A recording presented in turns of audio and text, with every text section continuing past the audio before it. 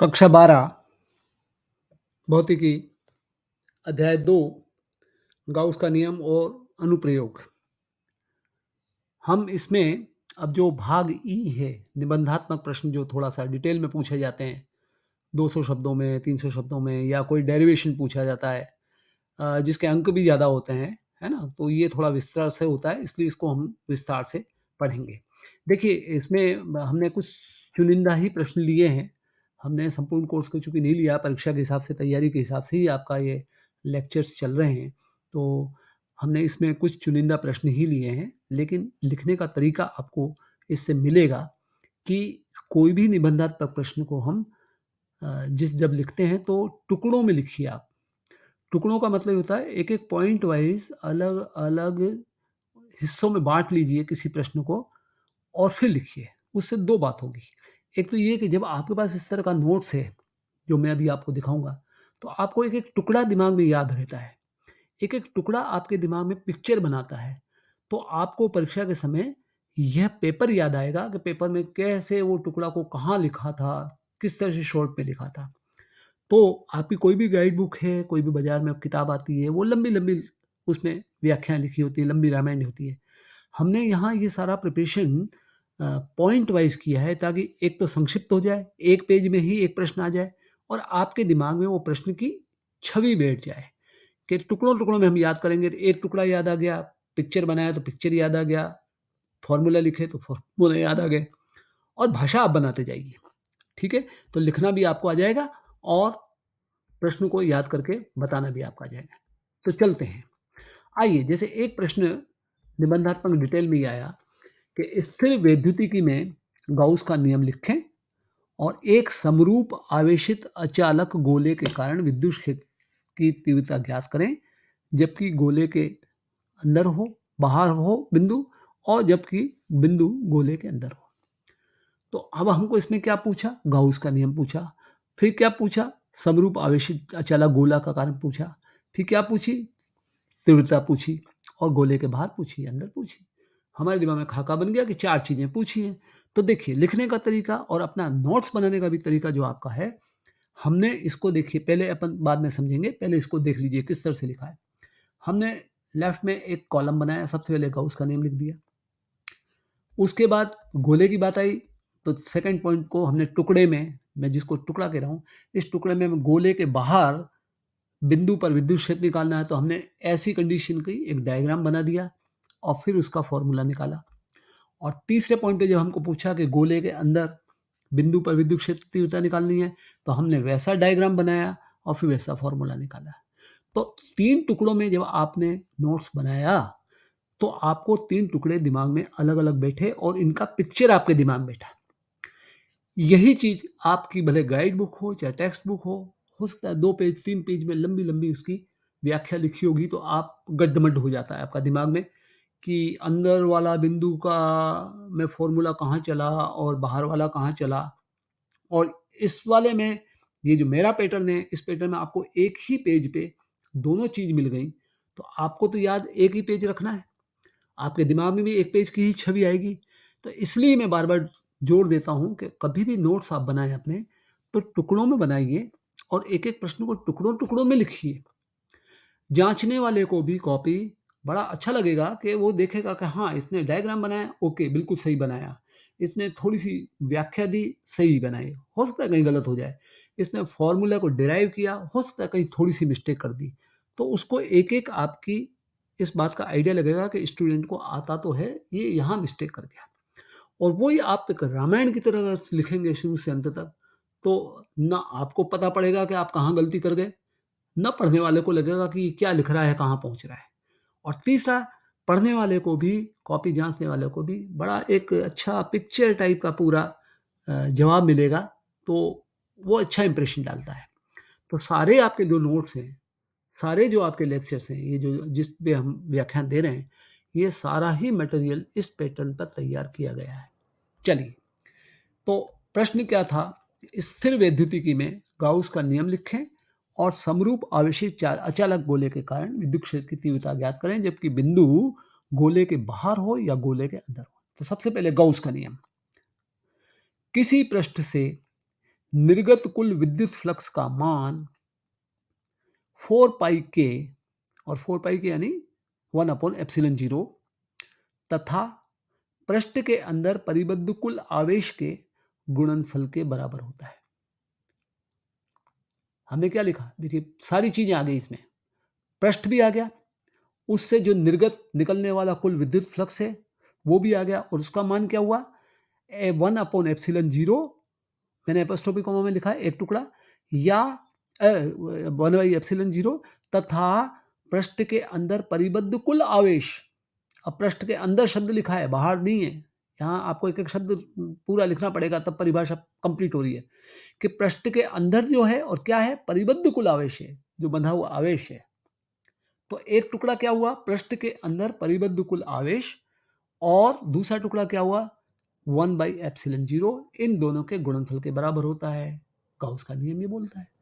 इस हिसाब से फॉर्मूला बन गया कि फ्लक्स फाई बराबर 4 पाई के, या 1/ε0 भी लिख सकते हो, और परिबद्ध कुल आवेश है तो कुल आवेश के लिए आपने समेशन क्यू लिख दिया। खाली क्यू नहीं लिखा, समेशन क्यू लिखा, क्योंकि हमने क्या लिखा है? परिबद्ध कुल आवेश। कुल आवेश का मतलब होता है एल्जेब्रिक सम, बीजगणित सम। आवेश 1 भी हो सकता है, 3 भी हो सकता है, 8 भी हो सकता है, प्लस भी हो सकता है, माइनस भी हो सकता है। तो समेशन का मतलब ये है कि सबको जोड़ दीजिए। इसलिए फॉर्मूले में भी आपको समेशन लिखना ज़्यादा सही होगा। तो फॉर्मूला क्या बना? फाई इक्वल टू 4 पाई के समेशन क्यू, या फाई बराबर 4 पाई के लिखो, चाहे 1/ε0 लिखो, समेशन क्यू। और संग के संग बताइए कि यहाँ के क्या है? के बराबर 1/4πε0 है, जिसका मान याद हो तो अच्छी बात है, नहीं हो तो कोई बात नहीं, लिख दीजिएगा 9 × 10⁹ nm² और ε0 क्या है? निर्वात की विद्युतशीलता है, जो फिक्स है, कांस्टेंट है। 4 पाई के भी कांस्टेंट हो गया, 1/ε0 भी कांस्टेंट नियतांक हो गया। अब आया कि गोला दिया आपने, अब गोला मैं अब आगे गोला लिखूंगा, लेकिन गोला कौन सा है आपको याद होना चाहिए। ऊपर लिखा है समरूप आवेशित अचालक गोला, समान रूप से तो आवेशित है वो, और अचालक गोला है, ठीक है। उस पर अब हम संबंधित होके तीव्रता निकालेंगे, और फिर उन्होंने कहा गोले के बाहर बिंदु पर विद्युत क्षेत्र निकालना है। तो देखिए हमने गोले की त्रिज्या को क्या माना? Capital R. देखिए अंदर का जो सॉलिड गोला है ना, डॉट डॉट नहीं है, उस गोले को हमने माना उस पे समरूप आवेशित है, तो उसके आगे मैंने सारा सब प्लस प्लस प्लस लिख दिया है, ठीक है। इस गोले की त्रिज्या कितनी है? Capital R. और इससे दूर छोटा जो आर है, इस डिस्टेंस पे एक पॉइंट है, वहां पर हमको विद्युत क्षेत्र की तीव्रता निकालनी है। तो गोले के बाहर छोटा R is greater than R, छोटा आर इज ग्रेटर देन त्रिज्या, है ना, उस बिंदु पर विद्युत क्षेत्र की तीव्रता निकाली। तो हमने एक डायग्राम बना लिया। अब इस डायग्राम में हमें लंबी लंबी भाषा नहीं लिखनी है, पॉइंट पॉइंट लिखिए। नंबर 1, क्यू बराबर है आर त्रिज्या के अचालक गोले पर आवेश, ठीक है, कि हमने एक गोले को आवेश दिया, इस चारों तो फैल गया। पी क्या है? एक बिंदु जो गोले के केंद्र ओ से, इसमें मैंने ओ नहीं लिख पाया हूं, ओ समझ लीजिए आप, सेंटर जो है ओ है, उससे दूरी आर, छोटे आर की दूरी पे जहां ई लिखा है ना, वहां एक बिंदु है पी। पी लिखना भी, पी पॉइंट है इस ई की दिशा में, ये डॉट डॉट डॉट जो गोला बना है ना, वहां पर एक पॉइंट है पी। उस बिंदु पी की दूरी केंद्र ओ से छोटे आर की दूरी पर है, और उस पॉइंट पी पर हमको विद्युत क्षेत्र की तीव्रता निकालनी है। तो हमने क्या किया? गोला हमारे पास सॉलिड गोला जो अंदर था वो था, अब उसके ओ जो है उसको केंद्र मानकर एक छोटी आर त्रिज्या, जिस बिंदु पे हमको तीव्रता निकालनी है, पी बिंदु पे, छोटी आर त्रिज्या का एक गोलाकार गाउसी पृष्ठ बना लो। गाउसी पृष्ठ मतलब काल्पनिक पृष्ठ, कि जिसकी त्रिज्या कितनी हो? छोटी आर हो। तो ये जो छोटी आर का जो त्रिज्या वाला जो गोला बनाया मैंने, ये डॉट डॉट डॉट डॉट वाला बना हुआ है ना, काल्पनिक गाउसी पृष्ठ हो गया। अब इसके प्रत्येक बिंदु पर डिस्टेंस छोटा आर होगी, इसके प्रत्येक बिंदु पर सबकी समान दूरी है केंद्र से, तो विद्युत क्षेत्र ई का परिमाण भी समान होगा, है ना। केंद्र ओ से दूरी बराबर है इस बाहर वाले छोटे छोटे डॉट वाले गोले की, तो प्रत्येक बिंदु पर ई का परिमाण समान है, सब जगह ई बराबर होगा, पर त्रिज्या की ओर जिसकी दिशा है, किसकी दिशा है? क्षेत्र ई की। भले किसी बिंदु पे ले लो आप गोले पे, वो जहाँ किसी बिंदु पे जो गोला पे ई लग रहा है ना, वो ई सब केंद्र ओ की तरफ लग रहा है। तो हमने दिशा भी बता दी, परिमाण भी बता दिया। ठीक है? अब हमने तीसरा फॉर्मूला लगाया, कौन-सा? गाउस का नियम। सीधा लिख दिया। गाउस का नियम क्या है? इंटीग्रेशन, बंद पृष्ठ है, पृष्ठ है, इसलिए हमने गोल लगा के इंटीग्रेशन वाले उस गोले में लगा के नीचे एस लिख दिया, मतलब क्षेत्रफल। और गाउस का नियम क्या है? ई डॉट डी ए, फ्लक्स है ना, वो फ्लक्स की परिभाषा क्या होती है? विद्युत क्षेत्र की तीव्रता और क्षेत्रफल का डॉट प्रोडक्ट। और ये बराबर गाउस के नियम से क्या होता है? कुल चार्ज बटे एप्सिलॉन जीरो। हमने सिंपल सा गाउस का फॉर्मूला लिख दिया और साइड पे बता दिया कि डी ए क्या है? डी ए है गाउसी पृष्ठ, जो ये बाहर डॉट डॉट का पृष्ठ लगाया है, इस पर क्षेत्रफल अल्पांश है, छोटा क्षेत्रफल का अल्पांश है, और जिसकी दिशा त्रिज्या या ई की ओर है, त्रिज्या की ओर है ना, छोटे आर त्रिज्या की ओर है या ई की दिशा की ओर है। ये एक क्षेत्रफल डी ए बता दिया हमने। ठीक है? आप गणित लिख देंगे, लेकिन साथ के साथ अगर चीज़ बताते चलेंगे तो पढ़ने वाले को ये लगेगा कि आपके कंसेप्ट क्लियर हैं, कि क्षेत्रफल अल्पांश भी बोल रहे हैं आप, इसकी दिशा भी बता रहे हैं कि किस तरफ है, त्रिज्या की तरफ है, और त्रिज्या जहाँ है उसी तरफ ई है। तो अब इस फॉर्मूले की गणित अलग चल रही है। अब गणित की आप कर लो, ई डॉट डी ए है तो ई डी ए कोस थीटा, और कोस थीटा ई और डी ए। देखो, डी ए यानी क्षेत्रफल और ई विद्युत क्षेत्र की तीव्रता, दोनों की दिशा कहाँ बताई? एक सी बताई। हमने लिखा ना साइड पे कि इनकी अल्पांश की दिशा त्रिज्या और ई की ओर ही है। इसका मतलब ई और डी ए विद्युत क्षेत्र की तीव्रता और क्षेत्रफल के बीच में एंगल कितना है? 0। इसलिए ई डॉट डी ए को ई डॉट डी ए कोस 0 लिखेंगे। और कोस 0 कितना होता है? हमें मालूम है कोस 0 बराबर 1 होता है। तो ये फॉर्मूला नीचे आया ई डी ए, और वो गाउस का नियम के हिसाब से क्यू बटे एप्सिलॉन 0 चल ही रहा है। आ जाइए आप, अगली स्टेप आइए, अगली स्टेप आइए। अब हमने इंटीग्रेशन में ई को बाहर निकाल दिया, क्योंकि हमने ये भी लिखा विद्युत क्षेत्र की तीव्रता सब जगह समान है, इसका नियत है, कांस्टेंट है, तो ई को हमने बाहर निकाल दिया और समेशन इंटीग्रेशन कर रहे हैं, इंटीग्रेशन में डी ए कर दिया बराबर क्यू बटे एप्सिलॉन 0 लिख लिया। जो कहते हो लिखता जा रहा हूं मैं। अब इंटीग्रेशन ऑफ डी ए, छोटे से अल्पांश क्षेत्रफल का पूरा इंटीग्रेशन करेंगे तो गोले का इंटीग्रेशन यानी पूरा क्षेत्रफल, छोटे से क्षेत्रफल है डी ए और उसका इंटीग्रेशन किया पूरा, तो गोले का क्षेत्रफल कितना होता है? 4 पाई आर स्क्वायर, छोटा आर, क्योंकि छोटा भी हम गौसी पृष्ठ की बात कर रहे हैं, डॉट डॉट पृष्ठ की। तो कितना आ गया? ई बाहर लिखा हुआ है और इंटीग्रेशन खुल के हो गया 4 pi R square is equal to Q by epsilon 0। इसलिए ई बराबर 1 by 4 pi epsilon 0 Q by R square. निकल गया फॉर्मूला। इसको अब रख लीजिए, याद कर लीजिए कि, लेकिन ध्यान रखिए हमने छोटा आर लिखा है, ये ध्यान रखना, क्योंकि हमने गाउसी पृष्ठ पे बिंदु पी कहाँ है हमारा? बिंदु पी उस गाउसी पृष्ठ पे तो है, डॉट डॉट पृष्ठ पे, और उस पे ही हमने निकालना है हमको विद्युत क्षेत्र की तीव्रता, इसलिए यहाँ छोटा आर आ रहा है, बड़े आर की कहीं चर्चा नहीं हो रही है। अब आइए इसी प्रश्न में उसने कहा कि जिस बिंदु पे आप पॉइंट निकाल रहे हो वो गोले के अंदर है। अंदर है, इसका मतलब वो जो सॉलिड गोला है, देखिए सॉलिड गोला, अब गाउसी पृष्ठ वाला जो डॉट डॉट गोला है वो उसके अंदर आया, ये डायग्राम देखिए अंदर बना। तो बाहर के सॉलिड गोले की तो त्रिज्या कैपिटल आर है, और अंदर बिंदु है तो वो अंदर हमने पी बिंदु कहाँ निकाला? अंदर छोटा आर, देखिए लिखा है ना, छोटा आर इज लेस देन बड़ा आर। इस बिंदु पर अंदर वाले डॉट डॉट वाले गाउसी पृष्ठ के किसी बिंदु पर हमको विद्युत क्षेत्र की तीव्रता निकालनी है। तो डायग्राम उल्टा बन गया, गाउसी पृष्ठ डॉट डॉट वाला अंदर आ गया, और बाहर जो सॉलिड पृष्ठ है उस पर देखिए चार्ज प्लस प्लस प्लस डाल रखा है हमने, सारा समरूप है।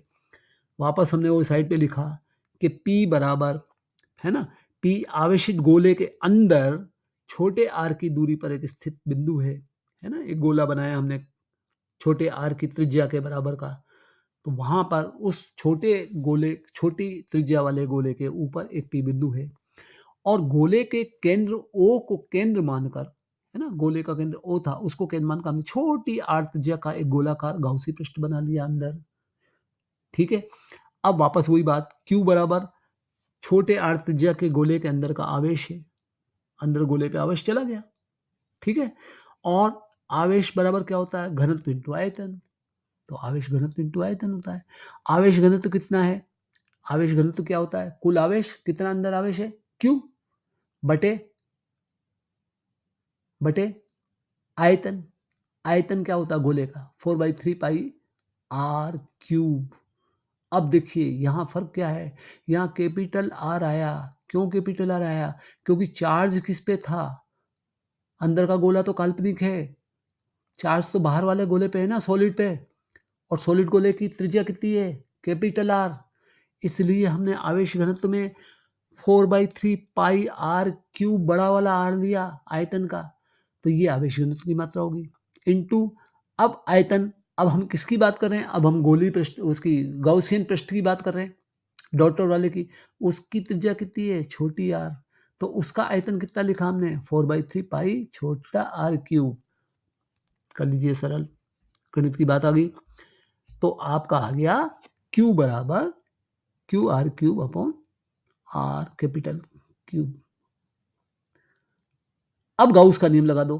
गाउस का नियम क्या है? वही इंटीग्रेशन सरफेस के सहारे ई डॉट डी ए बराबर कुल आवेश बटे एप्सिलॉन जीरो।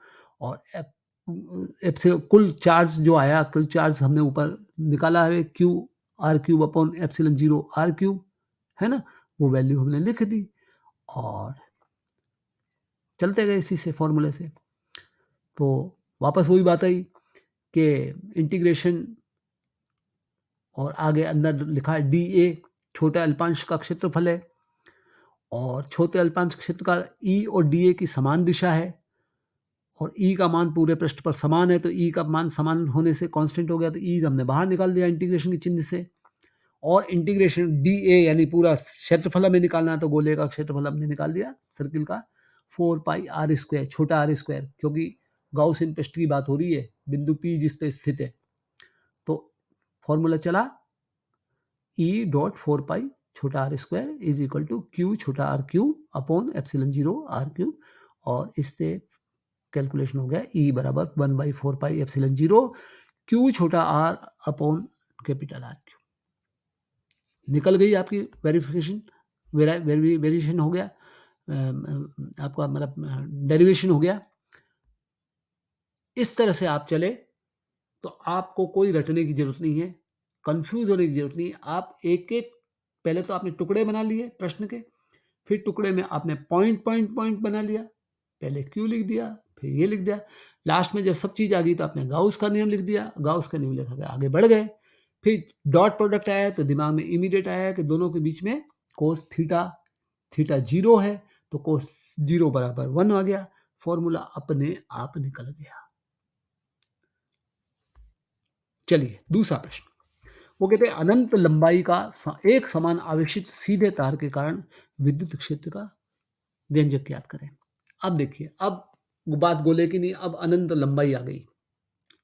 तो लंबाई जब आ गई तो फिर कौन सा आवेश घनत्व आएगा? रेखीय आवेश घनत्व आएगा, लेमडा। और रेखीय आवेश घनत्व मतलब इकाई लंबाई पर जो आवेश होता है उसको रेखीय आवेश घनत्व कहते हैं। इकाई लंबाई, लंबाई इकाई और उस पर आवेश यानी आवेश बटे लंबाई बराबर, वो हुआ लेमडा, रेखीय का आवेश घनत्व। तो डायग्राम देखिए आप, डायग्राम में हमने, देखिए साइड पे पहले पढ़ते जाओ और डायग्राम देखते जाओ। हमने क्या लिखा? ए बी एक अनंत रेखीय आवेशित तार का एक भाग है। अनंत लंबाई है तो अनंत लंबाई तो हम बना नहीं सकते, कागज में तो ये बनाएंगे ना, ऊपर डॉट डॉट डॉट डॉट कीजिए और ए बी का एक डायग्राम बना दिया। ए बी एक अनंत है, रेखीय आवेशित है, रेखित है मतलब स्ट्रेट है और उस पर आवेशित तार है, उसका एक भाग है। डायग्राम देख लो A B. Lambda A B की इकाई लंबाई पर आवेश का मान है, यानी घनत्व है। इस लंबाई तार की बात हो रही है ना, ए बी की इकाई लंबाई पर आवेश का जो मान है, रेखीय आवेश घनत्व, वो लेमडा है। पी एक ऐसा बिंदु है जिस पर इस रेखीय आवेश के कारण विद्युत क्षेत्र ज्ञात करना है। और पी कौन सा है, किस बिंदु पे ज्ञात करना है? पी आप देखिए, पी ये रेखित आवेश जो है, इससे जो अभिलंब एक लाइन जा रही है एक्स एक्सिस में, उसमें एक बिंदु पी ले लिया हमने। उस पी की डिस्टेंस कितनी है? छोटा आर, कैपिटल आर नहीं होके छोटा आर, है ना। छोटे आर की दूरी पर रेख आवेश का जो तार है, तार के केंद्र बिंदु ओ से छोटे r की दूर पर एक बिंदु P है, तो P वह बिंदु है जिस पर इस रेखीय आवेश के कारण विद्युत क्षेत्र ज्ञात करना है। हमने फिर लिखा, देखिए आप डायग्राम देखते जाइए। छोटा r बराबर क्या हुआ? OP, केंद्र से दूरी, यानी तार के 2 अल्पांश हो गए। अब जो AB तार हमने किया ना, AB तार में केंद्र बिंदु O है, तो अब तार के भी कितने 2 भाग हो गए, एक तो ऊपर का AO हो गया, एक नीचे का OB हो गया। तो R बराबर जो छोटा r है, वो OP जो है वो बराबर है तार के जो 2 अल्पांश हैं, है ना? एक को A1 कहा, एक A2 कहा है। इनके कारण जहां विद्युत क्षेत्र हम देखेंगे, A1 और A2 तार के बिंदु O से समानित दूरी पर हैं। हमने केंद्र बिंदु पे कहा, इसका मतलब A1 और A2 जो तार का छोटा सा टुकड़ा लिया है, वह पोर्शन बराबर बराबर दूरी पर है, ठीक है। और L जो है इस तार AB की लंबाई है, एक छोटे तार की लंबाई है। सारी बात लिख दी हमने, लैम्डा लिख दिया, L लिख दिया, डिस्टेंस लिख दिया, बिंदु लिख दिया, डायग्राम बना दिया। अब आप देखिए, अब बिंदु P से A1 और A2 की समान दूरी है, देख लीजिए आप पिक्चर में, है ना? A1 और A2 की समान दूरी है। इसका मतलब क्या हुआ कि P बिंदु पर A1 और A2 के कारण जो क्षेत्र बनेगा, छोटा अल्पांश तार है तो क्षेत्र भी DE बनेगा। इस D का परिमाण भी समान होगा, क्योंकि दोनों तार की लंबाई छोटी-छोटी बराबर है। तो P पर बनने वाला DE का परिमाण तो समान है, पर दिशाएं कौन सी होंगी? एक की दिशा तो होगी A1P, देखो आप पिक्चर में, A1P, A1 से लेके P की तरफ जा रही है, और दूसरे की दिशा जा रही है A2 से P की तरफ जा रही है, ठीक है, कोई नई बात नहीं है। इसका अर्थ क्या हुआ कि दिशा A1 और A2P रेखा OP से समान कोण बनाती हैं। इसका अर्थ निकला कि दिशा जो A1P है, पिक्चर में देखिए, और A2P जो है, ये जो बीच की रेखा है OP से समान कोण बनाती है, वो हमने समान कोण ऊपर अल्फा अल्फा लिख रखा है, ठीक है ना, बिंदु P के सारे जो, तो ये इससे ये निष्कर्ष निकला। फिर हमने ये जो, इसका अर्थ क्या निकला, इम्प्लाइज दैट A1 व AP2, सॉरी, A1 सबसे नीचे देखिए, जो इस पिक्चर में लेफ्ट, इसमें जो आपको मैं दिखा रहा हूँ वीडियो, कि इसका मतलब हुआ कि A1 व A2P दिशा में कार्यरत विद्युत बल के विद्युत क्षेत्र के लंबवत घटक डेल्टा E साइन लैम्डा तो परस्पर और विपरीत दिशा को ना कैंसिल हो जाएंगे, और क्षैतिज घटक डेल्टा E कोस अल्फा जिनकी दिशा एक ही है वो जुड़ जाएंगे। अब इस बात का अर्थ समझने की देर है कि P बिंदु पर जब डेल्टा DE लग रहा है, तो पहले ऊपर वाले तार की सोचो, जो AO वाला है, AO के कारण यहाँ जो DE लगा P पे, उसके 2 घटक हुए, एक तो एक्स एक्सिस के सहारे हुआ, तो देखिए डेल्टा E कोस अल्फा लिखा मैंने, और एक ऊपर गया डेल्टा E साइन अल्फा। ऐसे ही जो नीचे वाला तार है OB, उसमें भी इस घटक हुए, P पे लगने वाला डेल्टा E तीव्रता है, उसका एक घटक तो एक्स एक्सिस के सहारे हो गया डेल्टा E कोस अल्फा, और एक हो गया नीचे की तरफ डेल्टा E साइन अल्फा। तार के ऊपर वाले टुकड़े के कारण डेल्टा E साइन अल्फा ऊपर हो रहा है, तार के दूसरे टुकड़े के कारण डेल्टा E साइन अल्फा नीचे हो रहा है, और चूंकि डेल्टा E दोनों बराबर हैं, तो ये ऊपर और नीचे के जो साइन अल्फा वाले घटक है, ये तो एक दूसरे को कैंसिल कर दिए, ऊपर जा रहा है, ये नीचे जा रहा है। तो बचा क्या? बचा ये है कि ऊपर वाले तार के कारण डेल्टा E कोस अल्फा भी एक्स एक्सिस की तरफ है, मेरे दाएं हाथ की तरफ, और नीचे वाले तार के कारण डेल्टा E कोस अल्फा भी राइट हैंड की तरफ है। आया समझ? तो अब इसका मतलब हुआ कि हमने ये भी व्याख्या कर दी कि हमने जो घटक तोड़े डेल्टा E के साइन अल्फा और कोस अल्फा में, साइन अल्फा तो खत्म हो गया और सिर्फ कोस अल्फा बचा। तो परिणामी तीव्रता क्या बची बिंदु P पर? पूरे तार ए बी के कारण delta E cos alpha plus delta E cos alpha.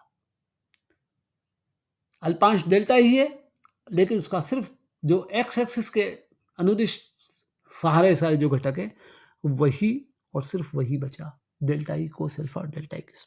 इसका मतलब परिणामी तीव्रता बिंदु P पर पूरे तार AB के कारण delta E cos alpha plus delta E cos alpha यानी 2 डेल्टा E कोस अल्फा हो गई। मैंने यही चीज यहां सारी लिखी। निरस्त हो जाएंगे, ये हो जाएंगे, हो जाएंगे। ठीक है, अब ये तो पूरी पूरी व्याख्या लिखी। देखिए हमने बताया ना, टुकड़ों में हमने पूरा डायग्राम बना दिया और डायग्राम बना के सारी व्याख्या लिख दी और इस निष्कर्ष पे पहुंच गए कि अब हमारे पास सिर्फ डेल्टा ई कोस अल्फा वाला ही घटक बचा। हमने एक पॉइंट फिर अलग से लिया, अब हम गणित निकालने का हमने पॉइंट लिया। तो गणित निकालने में फिर हमने क्या किया, देखिए गणित, अब साइड पे पढ़ते जाइए। लैम्डा क्या है, उपरोक्त जो अनंत लंबाई के आवेशित तार का रेखीय आवेश घनत्व है। ठीक है, एल इस तार में एक काल्पनिक बेलनाकार गौसी पृष्ठ। अब गॉस का नियम लगता है तो हमेशा एक काल्पनिक पृष्ठ की कल्पना करनी होती है। तो अब हमने यहाँ गोले में तो हमने गोला बना दिया था, है ना। अब यहाँ चूंकि लंबाई वाला मामला है तो लंबाई वाले मामले में हम एक बेलनाकार गौसी पृष्ठ की कल्पना करते हैं। और कैसे करते हैं, जिसकी लंबाई एल हो, यानी जितनी तार था ना हमारा, तार की लंबाई का ही एक काल्पनिक बेलनाकार गौसी पृष्ठ कल्पना कीजिए। तो ये देखिए बेलन बनाया मैंने एक, है ना, जिस बेलन की लंबाई देखिए लेफ्ट में लिखिए नीचे से ऊपर तक की, ये तार की जितनी लंबाई उतना ही, जैसे मान लीजिए कल्पना कीजिए एक बेलन है, एल की लंबाई है और इसमें ऊपर का जो गोला होगा बेलन का, बेलन में ऊपर का एक गोल पोर्शन होता है, एक नीचे का पोर्शन था। उस पहले वाले को क्षेत्रफल मैंने S1 के दिया, नीचे वाले क्षेत्रफल को S2 के दिया। और ये जो रेखीय आवेश घनत्व लग रहा है लैम्डा, ये किस तरफ लग रहा है, इस तार से एक्स एक्सिस पे लग रहा है ना, लंबवत। तो इस में भी आप देख लीजिए, इस बेलन में भी मैंने वो लैम्डा को बाहर की तरफ राइट हैंड पे जिस दिशा में क्षेत्रफल जा रहा है वहां लैम्डा लिखा है। और पूरे बेलन के कितने क्षेत्र हैं, 3 क्षेत्र हैं। ऊपर का गोला S1 क्षेत्रफल, नीचे का गोला S2 क्षेत्रफल और बीच का जो लंबा पोर्शन है उसको S3 दिखा है। तो अब हमें कुल मिला के खेल विद्युत क्षेत्र की तीव्रता पहला गोला प्लस दूसरा गोला प्लस बीच का लंबा वाला गोला, उसके सहारे निकालेंगे। यही मैंने इसमें लिखा है कि P इस पृष्ठ का वह बिंदु है जहां विद्युत क्षेत्र ज्ञात करना है ना। P विद्युत बेलन पे पॉइंट लिख लिया है मैंने, P भी लिख लीजिए। और S1 S2 S3 इस गाउसी पृष्ठ के क्रमशः 3 भाग हैं, ऊपर का वृत्ताकार पृष्ठ, नीचे का वृत्ताकार पृष्ठ और बेलनाकार पृष्ठ। ठीक है, ये हमने गाउसी पृष्ठ बनाया टुकड़े टुकड़े की व्याख्या में और इस पे साइड पे हमने ये चीज लिख दी। अब अगला पॉइंट कि बेलनाकार पृष्ठ आवेशित तार से समान दूरी पर है। बेलनाकार जो पृष्ठ है ना, बेलनाकार ये लंबा वाला जो S3 पृष्ठ है, इस तार से कितना है, बराबर दूरी पे है ना। लेफ्ट में चले जाओ तो भी इतनी दूरी है, राइट में चले जाओ तो इतनी दूरी है, P बिंदु की तरफ चली तो इतनी दूरी है, पीछे की तरफ चले जाओ। तो ये जो बेलनाकार पृष्ठ है, ऊपर का गोल पृष्ठ की बात नहीं कर रहा हूं मैं, S3 वाले बेलनाकार पृष्ठ की बात कर रहा हूं। ये पृष्ठ आवेशित जो तार है बीच का लंबा, इससे समान दूरी पे है। इसका मतलब ये हुआ कि पृष्ठ के इस बेलनाकार पृष्ठ के सभी बिंदुओं पर विद्युत क्षेत्र का मान भी समान होगा। इसका मतलब हुआ कि वृत्ताकार पृष्ठ S1 और S2 पर E और DS की दिशाएं परस्पर लंबवत हैं और बेलनाकार पृष्ठ S3 पर E और DS की दिशाएं समान हैं। अब आप देखो ये फर्क यहां आया वापस, ऊपर जो गोला बन रहा है S1 और नीचे जो गोला S2 बन रहा है, वहां जो E जा रहा है और विद्युत क्षेत्र तीव्रता जा रही है और क्षेत्रफल जा रहा है S, है ना। उन गोले वाले वृत्ताकार पार्श्वों पर तो दोनों की दिशाएं लंबवत हैं, E भी ऊपर की तरफ जा रहा है और क्षेत्रफल DS भी लंबी ऊपर की तरफ जा रहा है। ऐसे नीचे वाले गोला में जा रहा है। लेकिन बीच का जो बेलनाकार पृष्ठ है उसमें विद्युत क्षेत्र की तीव्रता और क्षेत्रफल DS दोनों की दिशा समान है। देख लीजिए पिक्चर में, राइट हैंड पे एक्स एक्सिस में E की दिशा और DS की दिशा एक सी है और उन ऊपर और नीचे में दोनों की दिशाएं परस्पर लंबवत है। तो इसका अर्थ क्या हुआ कि S1 S2 S3 ये 3 पृष्ठ हैं, इनसे जो निर्गत फ्लक्स है, अब फ्लक्स की बात आ गई तो गाउस का नियम आ गया कि इनसे कुल फ्लक्स कितना है, फाई बराबर ऊपर वाले S1 से फ्लक्स को गिन लो प्लस S2 से फ्लक्स गिन लो प्लस S3 से फ्लक्स गिन लो और ये बराबर कितना होगा। गाउस का नियम क्या कहता है कि कुल आवेश कितना है, लैम्डा एल, लैम्डा यानी घनत्व इंटू लंबाई, कुल आवेश बटे एप्सिलॉन जीरो। तो मैंने तीनों फॉर्मूला लिख लिए कि फाई बराबर, अब S1 का हमने निकाला, S1 के लिए भी गाउस का नियम लिखा है E dot D S, S2 के लिए लिखा है E dot delta S, E3 के लिए भी लिखा है E डेल्टा डो एस। है ना, बराबर लैम्ब्डा एल बटा एप्सिलॉन जीरो। अब आप देखिए पहला जो ब्रैकेट बनाया है वो S1 के लिए है। इसमें क्या है, हमने कहा ना कि E और DS की दिशा कौन-सी है? लंबवत है, तो यहाँ cos 90 आ गया। दूसरे में भी cos 90 आ गया S2 में, लेकिन तीसरा जो पृष्ठ था लंबवत बेलनाकार वाला, वहाँ cos 0 आ गया, क्योंकि E और DS के बीच में एंगल 0 है, एक ही दिशा है। फ़र्क देख लो आप इस फ़ॉर्मूले में कि S1 का हमने फ्लक्स लिखा प्लस S2 का फ्लक्स लिखा प्लस S3 का फ्लक्स लिखा। S1 के फ्लक्स में कोस 90 डिग्री आया, क्योंकि E और DS के बीच में 90 डिग्री का कोण है, लंबवत है। दूसरे S2 में भी 90 डिग्री का कोण है, लेकिन तीसरे में कोस 0 है। बस यही आपका, यहाँ गड़बड़ नहीं करनी चाहिए, यहाँ आपको ध्यान होना चाहिए, क्योंकि कोस 90 की वैल्यू अब आप 0 होगी और कोस 0 की वैल्यू 1 होगी। गणित यहीं से शुरू होती है। तो हमारा ब्रैकेट शुरू होते गए, कोस 90 चूंकि 0 होता है तो पहला ब्रैकेट 0, कोस 90 0 होता है इसलिए दूसरा ब्रैकेट 0, और कोस 0 1 होता है इसलिए तीसरा ब्रैकेट। इंटीग्रेशन हमने S3 लिख रखा है बेलनाकार पृष्ठ के अगेंस्ट E डॉट ds, और वो बराबर गाउस के नियम से लैम्डा एल बटे एप्सिलॉन जीरो। इसको वापस सोल्व करो तो लास्ट में आ गया E, वापस E कॉमन कांस्टेंट है, E को हमने बाहर ले लिया और इंटीग्रेशन कर रहे हैं हम S3 बेलनाकार पृष्ठ के तहत डेल्टा S का। तो बेलन का पृष्ठ कितना होता है, बेलन का क्षेत्रफल कितना होता है, हमें ध्यान होना चाहिए 2 पाई आर एल, है ना, तो ज्योमेट्री बोलती है। तो हमारी गणित क्या आई, E इंटू इंटीग्रेशन की जगह मैंने लिख दिया 2 pi R L is equal to lambda L upon epsilon zero, और इसको सरल करते करते मैं आया तो E बराबर 1/4 pi epsilon zero into 2 lambda upon R आ गया। ठीक है, अब इससे एक निष्कर्ष वो निकला 1/4 पाई एप्सिलॉन जीरो तो कांस्टेंट है और इंटू 2 लैम्डा अपॉन आर है। इसका मतलब क्या हुआ, ये जो E है इस डायरेक्टली प्रोपोर्शनेट, समानुपाती किसके है, लैम्डा के है। मैंने साइड पे लिखा है देखो, E is lambda is proportional lambda, और 1/r है, 1/r इसका मतलब E is inversely proportional to, अनुक्रमानुपाती है 1/r।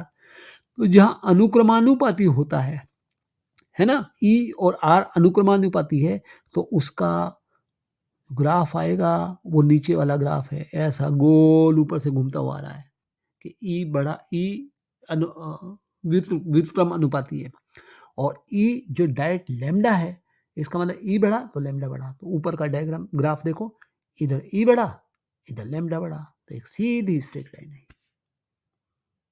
ये आपका फॉर्मूला निकल गया।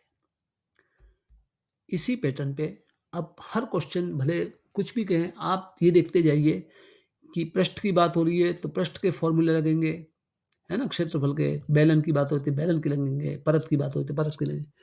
इसी पैटर्न पे अब मैं थोड़ा सा एक प्रश्न और बताऊं कि वो कहते हैं एक समान आवेशित है, अनंत है, समतल चादर है, उसके कारण इसके नजदीक किसी बिंदु पर विद्युत क्षेत्र के लिए तीव्रता व्यंजक निकालिए। तो अब क्या दिया उसने, समतल चादर है, समतल चादर का मतलब परत टाइप आ गई। अभी तक तार की बात कर रहे थे, एक लंबी तार खींच दिया। तो अब देखिए एक समान आवेशित, मैंने लेफ्ट में टुकड़ा लिखा है, एक समान आवेशित अनंत समतल चादर कैसे बनाई, डायग्राम देखिए, बना दी, डायग्राम को समझिए। अब साइड पे आप आ जाइए। जब परत वाली बात आई तो मैं क्षेत्रफल वाली बात आ गई, तो क्षेत्रफल वाली बात आ गई तो अब हम कौन सा आवेश घनत्व लगाएंगे, सिग्मा वाला लगाएंगे, है ना, क्षेत्रफल आवेश घनत्व लगाएंगे। तो सिग्मा बराबर पट्टिका पर, चादर मतलब पट्टिका जैसी है, पट्टिका पर प्रति एकांक क्षेत्रफल आवेश, इकाई क्षेत्रफल पर जो आवेश है उसको सिग्मा कहते हैं, यानी आवेश पृष्ठ घनत्व कहते हैं। पी आप देखिए, पी हमने उन्होंने कहा चादर के पास में एक पॉइंट है पी, तो पी लिखा मैंने पट्टिका के सामने लंबवत दूरी पर एक बिंदु है जहां विद्युत क्षेत्र ज्ञात करना है। डायग्राम देख लो आप, चादर से मैंने छोटे आर की दूरी पर एक पी बिंदु बनाया, और पट्टिका के पृष्ठ पर, पट्टिका का पूरा जो पृष्ठ है ना डॉट डॉट डॉट बना रखी है, उसके पृष्ठ पर या पृष्ठ के निकटवर्ती बिंदु जो हैं उन पर विद्युत क्षेत्र की दिशा जो है वो सदा पृष्ठ के लंबवत होगी। भाई परत है, परत के आसपास जितने बिंदु हैं उन पर अगर हम विद्युत क्षेत्र की दिशा देखें तो दिशा इस परत के लंबवती तो होगी, तो सदा ही पृष्ठ के लंबवत होगी। जो आसपास बिंदु हैं।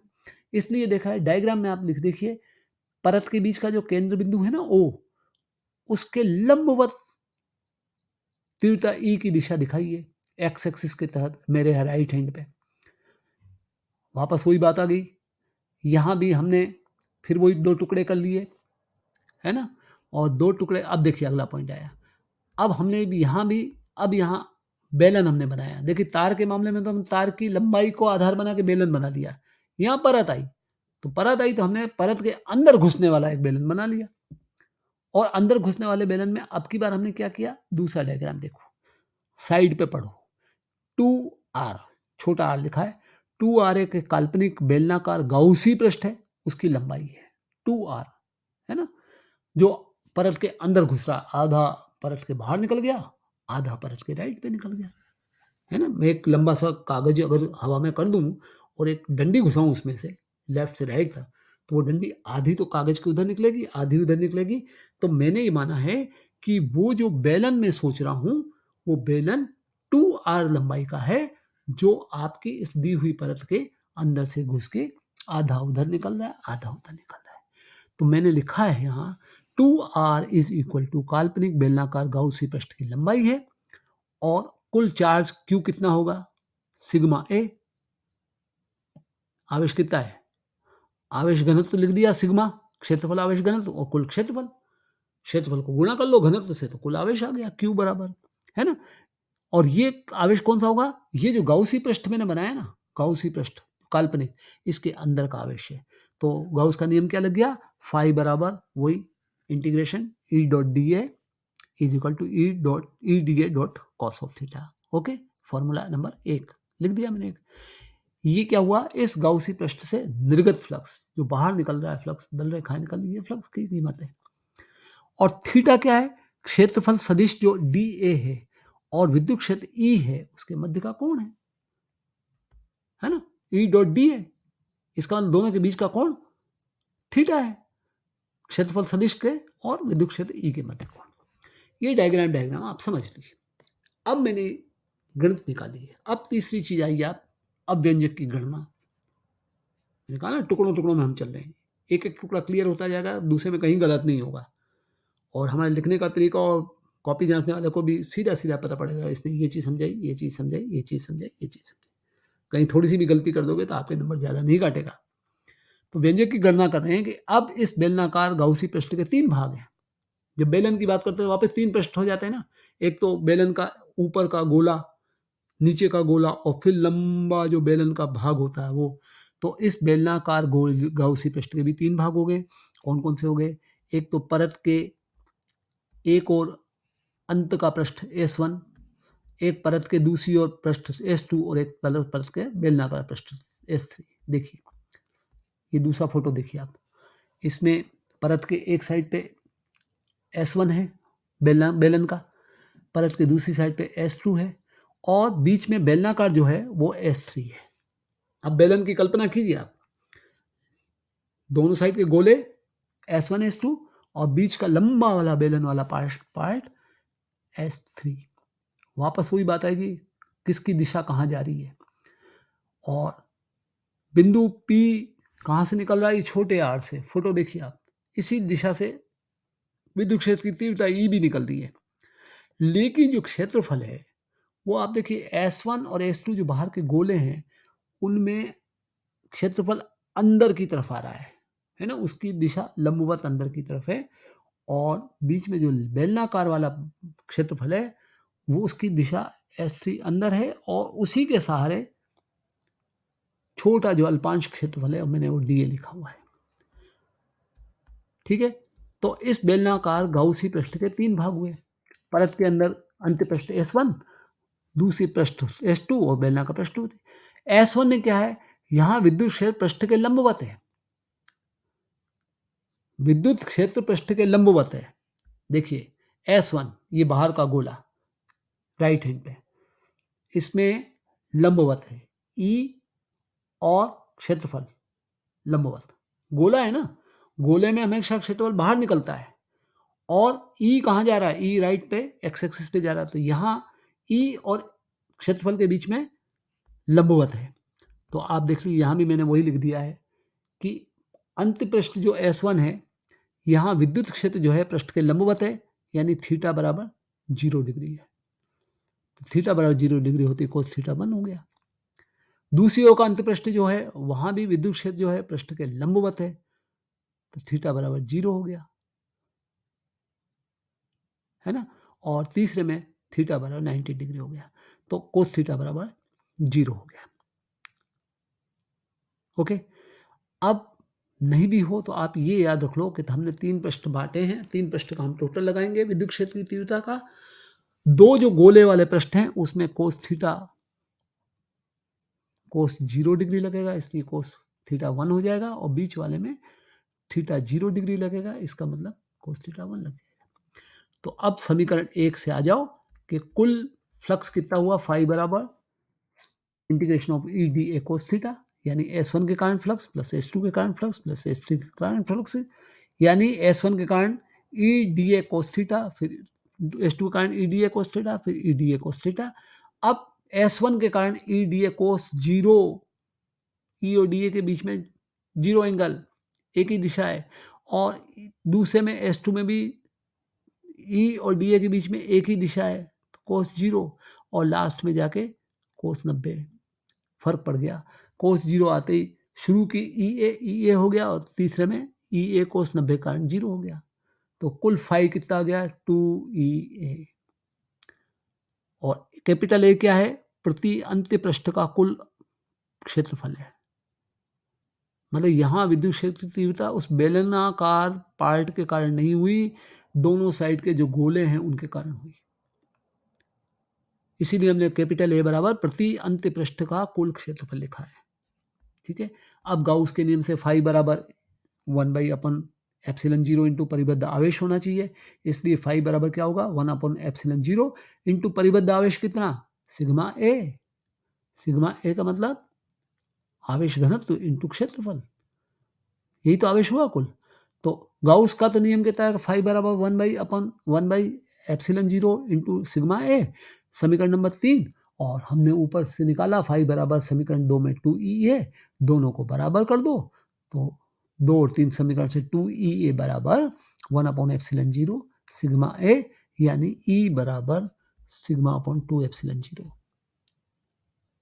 फॉर्मूला क्या आ गया, E बराबर सिग्मा अपॉन 2 एप्सिलॉन 0, और वेक्टर में अगर इसको दिखाऊं तीर लगा के, तो सिग्मा अपॉन 2E0 एप्सिलॉन 0, ये तो कांस्टेंट है, लेकिन इस E की दिशा कौन सी हुई, मैंने n लिखी और n के ऊपर एक छोटा सा डॉट लगाया है। n का मतलब आवेशित पृष्ठ के लंबवत इकाई सदिश, आवेशित जो पृष्ठ है उसके जो लंबवत दिशा में जा रहा है, उस दिशा में आपका E लग रहा है।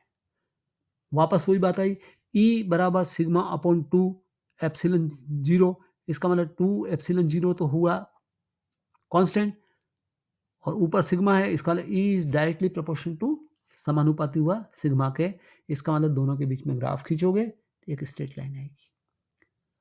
अब आप देखिए इसी आधार पे वो छोटा क्वेश्चन जो बने थे लघु प्रश्न, वो ये भी बन सकता था कि इस कंडीशन में ये आपको बता दे कि ऐसी ऐसी परत है और ऐसा है, उसमें सिग्मा और ई के बीच में ग्राफ कैसा होगा, फिर आप लिखोगे सरल रेखा होगा, वक्र रेखा होगा, गोल होगा, ये होगा, है ना। तो आपके दिमाग में इमीडिएट ये फॉर्मूला आना चाहिए कि इस केस में हमारे पास सूत्र निकला था E बराबर सिग्मा अपॉन 2 एप्सिलॉन 0, इसका मतलब E इज डायरेक्टली प्रोपोर्शनेट, समानुपाती सिग्मा के है, इसलिए सरल रेखा का ग्राफ आएगा। यहाँ तक हमने कुछ उदाहरण आपको इसीलिए बता दिए, और इस पाठ के मुख्य डेरिवेशन इसी पैटर्न पे बनते हैं। ये प्रश्न चूंकि कई दफ़े प्रश्न बोर्ड में परीक्षा पूछे गए, इसलिए हमने इसको विस्तार से आपको बताया, और हमारा उद्देश्य आपको एग्ज़ाम की तैयारी कराने का है, इसलिए इस पैटर्न पे आप अन्य प्रश्न भी तैयार कर सकते हैं, अन्य प्रश्न भी बना सकते हैं, स्वयं भी अपने नोट्स बना सकते हैं। निबंधात्मक प्रश्न का हमने ये एक सेलेक्टेड इम्पोर्टेंट, चूँकि संक्षिप्त में हमने किताब तैयार की आपके एग्ज़ाम के हिसाब से, इसलिए हमने इसमें ये 2 या 3 ही हमने निबंधात्मक प्रश्न लिए हैं। यहाँ पर हम विश्राम लेंगे और अगला लेक्चर हम इसी अध्याय 2 के आंकिक प्रश्न जो हैं, न्यूमेरिकल्स जो हैं, उन न्यूमेरिकल्स पर लेंगे। तब तक हम विश्राम लेते हैं।